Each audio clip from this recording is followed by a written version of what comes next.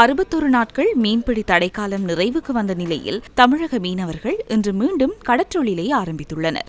தமிழ்நாடு கடற்றொழில் ஒழுங்குபடுத்தல் சட்டத்தில் 1983 இலக்க பிரகாரம் தமிழகத்தின் கிழக்கு கடல் பகுதியில் திருவள்ளூர் முதல் கன்னியாகுமரி வரையான பகுதிகளில் வருடாந்தம் மீன்பிடி தடைக்காலம் அமுல்படுத்தப்படுகின்றது.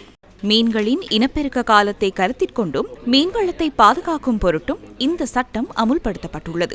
அந்த வகையில் ஏப்ரல் 15 முதல் ஜூன் 14 வரையிலான 61 நாட்களுக்கு விசைப்படகுகள் மற்றும் இழுவைமடி படகுகளை கொண்டு கடலில் மீன்பிடிக்கக்கூடாது. தடைக்காலம் முடிவுக்கு வந்த நிலையில் இன்று அதிகாலை முதல் தமிழக மீனவர்கள் விசைப்படகுகள் இழுவைமடி படகுகளில் தொழிலுக்கு சென்றனர்.